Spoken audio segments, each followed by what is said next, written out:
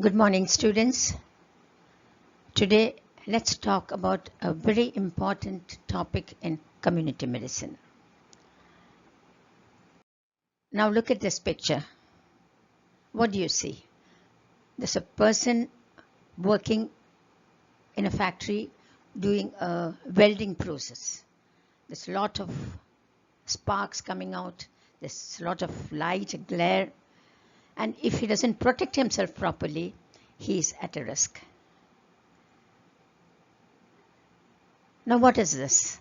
I'm sure each and every one of you by now know what this is. It's our dreaded coronavirus. We as doctors and any health professional is at a risk of catching the virus infection if he does not protect himself from getting the infection. So it is a risk in his occupation. So today we will be talking about occupational hazards. This is the first session of occupational hazards. So before we go into hazards, let's try to understand what is occupational health. WHO has very nicely defined this health as the promotion and maintenance of the highest degree of physical, mental, and social well-being of the workers in all occupations. That means the total health of all at work. Now, at this juncture, I would like to make you understand two different, very important terminologies. That is hazard and risk. What is the difference between a hazard and a risk? Hazard is something, a source of potential damage or a harm that can happen to someone under certain conditions at work. Okay. Now the next is risk. Risk is the chance or probability that a person can have this adverse health effect if exposed to this hazard. Risk is the probability of getting that hazard. Now just see this example. A wet floor is a hazard, right? There is a probability that someone might be harmed by slipping and falling if he doesn't protect himself. So risk can be reduced by placing signs, warning signs on the wet floor or blocking access to that area where the hazard exists. Now, the most common hazards in India, occupational hazards, are pneumoconiosis, musculoskeletal injuries, noise-induced hearing loss, pesticide poisoning and accidents, and there are many more. Now, to make it easy to understand, let's classify those occupational hazards into different types, depending upon the type of exposure. Physical hazards, chemical hazards, biological hazards, mechanical hazards, and psychosocial hazards. Now, in this series, we will be talking about the physical hazards. Now, again, the physical hazards are also many, and to understand it better, let us try to classify the physical hazards, again, according to the exposure.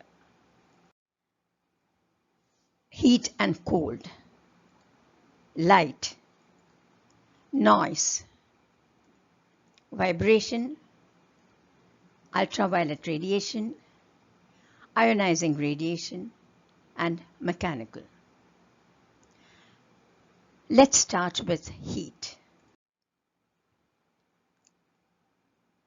Now, very hot temperature, very high temperature, and working for a long time exposed to the very hot sun can cause many problems like heat stroke, cramps, burns, increased fatigue, decreased efficiency, These are all due to the body changes because of the high temperature, loss of water, salts, and the most common working conditions are for agricultural workers, field workers, civil engineers, factory workers, etc.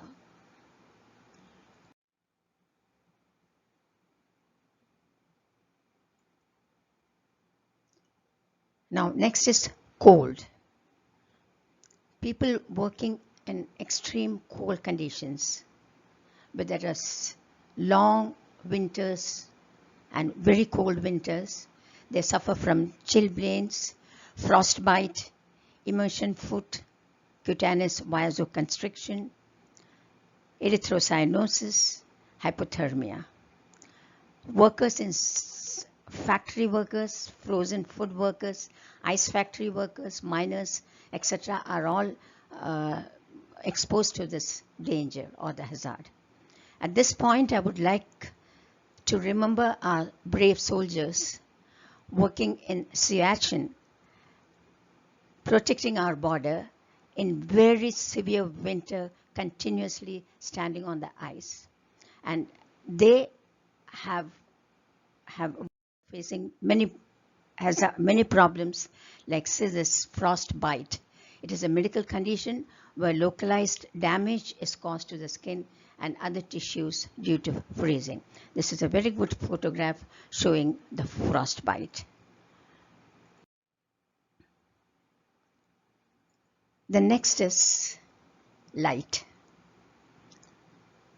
Poor illumination and very strong light both can have adverse effect on the eyes.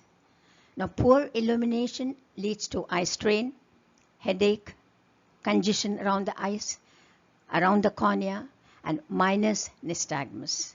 Now, minus nystagmus is a condition which is seen in miners after working for many years in the mines. They are very sensitive to light. So when they come out, they have this nystagmus, that is oscillations of the eyeball. And excessive brightness leads to blurring of vision and visual fatigue. This hazard is usually seen in people working in mines, sewage holes, exposure during arc welding, etc. The next hazard that we see is due to excessive noise. Very loud noise can have adverse effect on the body, not only on hearing, but also extra auditory. Now, they can develop temporary or permanent hearing loss, or can lead to nervousness, fatigue, decreased efficiency, irritation, loss of concentration, etc. People working in the construction industry, factory workers, mining engineers, airline workers are all exposed to this hazard.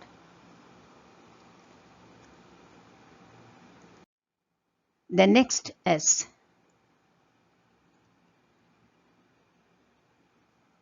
due to vibration, which is seen in people working with drills and hammers continuously, which causes spasm of the fine blood vessels in the hand and can cause injury to the joints. And they have injuries of elbow joints, shoulder joints, etc. Now we have ultraviolet radiation exposure, mainly occurring in arc and other electric welding process. The effects are due to the radiation, and it mainly affects the eye, causing intense conjunctivitis and keratitis if they don't protect themselves properly. Then as the ionizing radiation. I'm sure you all remember the bomb blast in Hiroshima, Nagasaki, the Chernobyl accident, where there was a mass exposure of ionizing radiation, and what did it have adverse effects for generations. Now, same ionizing radiation is also an exposure hazard for doctors working with the X-ray radiation, CT scan, and have to be protected completely with shields.